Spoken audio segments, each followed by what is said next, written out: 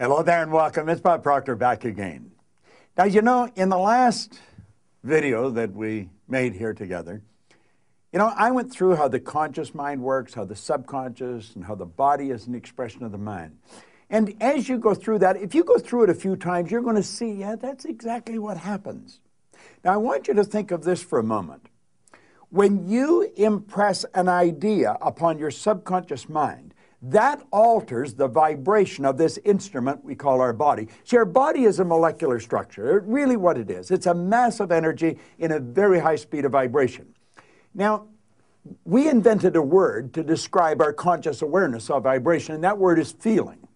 If you ask a person, how are you today? They'll say, well, I'm feeling fine, or I don't feel that good, I feel great. You never hear a person say, oh, I'm consciously aware of being emotionally involved with a negative idea, so therefore I've moved into a negative vibration. But that's exactly what happens.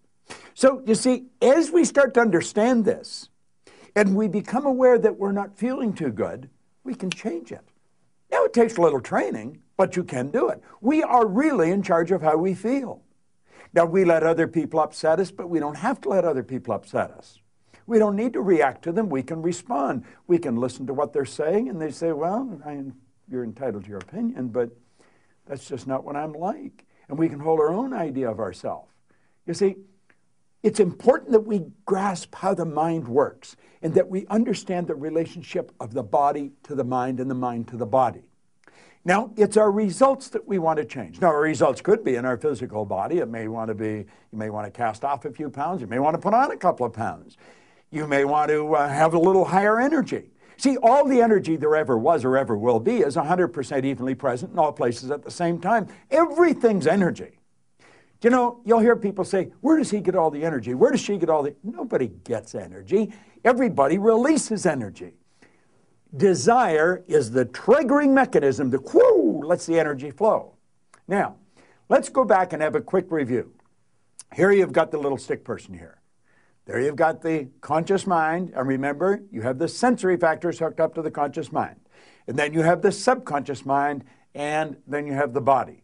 Now, the conscious mind has the ability to choose thoughts. Those thoughts turn into pictures. We turn the pictures over to the subconscious mind, and then the subconscious mind expresses the action, all right? Now, what is the problem? Remember, we said the subconscious mind had no ability to reject. We said the subconscious mind cannot differentiate between what's real and what's imagined. How did we arrive on the scene? I'll tell you. When you arrived on the scene, you did not have any conscious faculties developed. The sensory factors weren't even developed. This is how you arrived. That's called the little life. That's the baby. No conscious mind. So there's the subconscious mind. It's wide open. You can put anything in it. You see, your subconscious mind is programmed genetically. That's why we look like our relatives. It's built right into the genes at birth. But then we're programmed environmentally. Carl Mendinger from the Mendinger Foundation in Topeka one time said, environment is more important than heredity. Why do you think you speak the language you speak? You speak that language because you were surrounded by people that speak that language in your little life. And the language just went right into the subconscious mind. If you grew up in a home that was bilingual, you learned both languages. I had an associate over in Kuala Lumpur, had a little boy, he spoke 4 languages at 4 years of age. And you'd look at that and you'd say, my gosh. No. The baby was programmed. Why do you like the food you like? It's programming. That's right. Now, let's stop and think about the environment we were raised in. Here's the baby, and look at the ideas and the thoughts and the concepts that are going on around that baby are going right into that baby's subconscious mind. Now, through repetition, over and over and over again, and remember, the baby's getting it all day, all week, every week, all month, every month, all year, and this goes on for 4 or 5 years. And the baby reaches the age of 4 or 5 where they can start to think that baby's programmed. That baby is programmed to think like the people it had been surrounded by. If the people that surrounded that baby had gone right through school, the baby will probably grow up and go right through school. If the people that were surrounding that baby always lived in hard times, never had any money, always in debt, that's probably how that baby's going to grow up. Now, this is bizarre, but this is how it happens. It's how it happens for me. I was raised during a depression. We didn't have any money. There was always talk about no money. You should be satisfied with what you've got. Well, that's not true. You should never be satisfied with what you've got. You should be happy with what you've got. Dissatisfaction is actually a creative state. So here we have now a baby that has been programmed. Now, let's take and think for a moment. What happens when that baby starts to think for itself? Now think of this. The paradigm controls the vibration controls the action which produces the result. Now here we go. Here you got the baby with the paradigm, and the conscious faculties have developed. They have the ability to think. There's a power flowing into them. What are they going to think? They're going to think thoughts that are in harmony with that paradigm. That's right. We've been raised to believe you go to work to earn money. Do you know that working is the very worst way to earn money? That's right. You should go to work for satisfaction, not for money. You provide service for money. You can earn money while you're sleeping. In fact, we have programs where we teach people to actually earn more money while they're sleeping than they'll ever need to use while they're awake. You say, well, that's a pipe dream. No, no. That's a paradigm that causes you to think that's a pipe dream. There's people doing that are nowhere near as bright as you. But here we are now. We've got the person. They've been programmed in their little life genetically and environmentally. That paradigm is nothing but a multitude of habits. A habit is an idea that's been programmed into the subconscious mind over and over and over again. Now, the paradigm is literally controlling the behavior. Consciously, you can think of one thing, but subconsciously, the other idea will be controlling you. See, we can sit down and we can read these self-help books, we can listen to the recordings, and we say, yeah, well, I can do that. That makes sense. That's logical. But then we can't do it. Why? Now think of this for a moment. I want you to imagine that you're going to accept an idea right now to turn your annual income to a monthly income. You say, well, I'd like that, but will you do it? Probably not. Your paradigm will stop you. See, your paradigm literally controls the results. Now, let's think of how the paradigm was formed. The paradigm was formed through repetition. The idea is being planted in your subconscious mind. Now, understand your paradigm dictates your logic. Your paradigm controls how you utilize your time. Your paradigm controls your perception of situations. Your paradigm controls your effectiveness. Your paradigm controls the amount of money you earn. If you want to change your life, you must change your paradigm. You see, to most people, it's illogical that they could take and turn their annual income to a monthly income. But if you follow our teachings, we'll show you exactly how to do that. We'll show you how to accomplish anything you want to accomplish, because what we're focused on is showing you how to change the paradigm. When the paradigm's changed, your life changes. It's a beautiful concept. It's an absolutely phenomenal concept. Now you know why you're getting the results you're getting. It has nothing to do with your intellect. Your intellect, you can figure out how to do things. That doesn't mean you're going to do them. You'll hear people say, I believe that, but their behavior would indicate they've never even heard of it. Why? We believe something on a conscious level. On a subconscious level, the paradigm believes something else.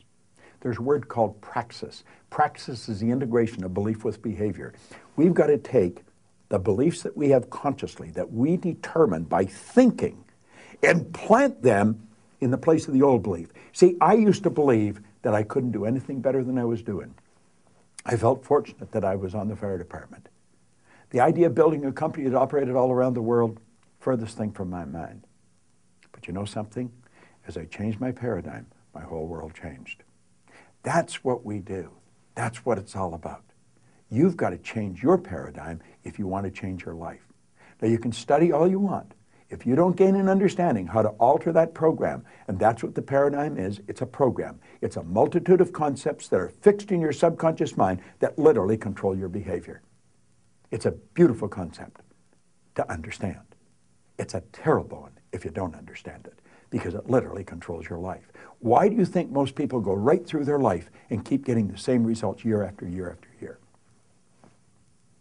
Well, it's just the way it is, and they don't know. We should be taught this in school, but we're not. How is the paradigm formed? Through the repetition of information. How's the paradigm changed? Repetition of information. Now let's suppose you're having a difficult time with money. You find that you got more going out than coming in. You've got to change your concept about money. How do you do that? Through the repetition of an idea. That's where affirmations comes in. I'll give you one that I've been using for years. I am so happy and grateful now that money comes to me in increasing quantities through multiple sources on a continuous basis. I am so happy and grateful now that money comes to me in increasing quantities through multiple sources on a continuous basis. You don't just say that once or twice. You've got to repeat that maybe 1,000 times a day, every day for maybe 90 days. And you'll start to change your whole concept about money. Wealthy people all have multiple sources of income. Now, I'm going to tell you what happened to me. I drove around with a battery-operated record player and a long-playing record. And I played it over and over again every day for probably a couple of years. This was so totally illogical. It was behavior. Everybody thought I was losing it. And I'm reading the same book every day, Think and Grow Rich. As a matter of fact, I'm still reading the same book. And it was the repetition of Earl Nightingale's information and the book that changed the paradigm. I didn't know what I was doing. I didn't understand what I was doing, but I did it. Do you know, I had a man come up to me in the Waldorf Hotel in New York, the Waldorf Astoria, at the end of a 3-day program, and he said, "Bob, I really want to thank you for what you've just given to me." He said, "For the first time in my life, I've understood how I accomplished what I did." I said, "What did you do?" He said, "I won the gold medal in the decathlon in the Olympics in Melbourne, Australia in 1957. That's right. Milt Campbell. And he said, "I never understood how I did it." He said, "The next time you run a seminar, I want to bring my boys." And he did. Milt and I became great friends. In fact, Milt has a key to our house. He can come stay there anytime he wants. I live in Toronto. He's in New Jersey. But here was the top athlete in the world, a very best athlete in the world. He didn't understand how he got there. Most people that are very accomplished cannot tell you why they are. That's why they are. They've rewritten the program. They changed the paradigm. They might not have understood how they did it, but they did it. That's what our company is all about. We teach people how to change paradigms. I want to thank you for watching this, but I'm going to ask you to share it with other people. Share it with them. Say, "Come and watch this." Start a rapport. Build a rapport with people, you know.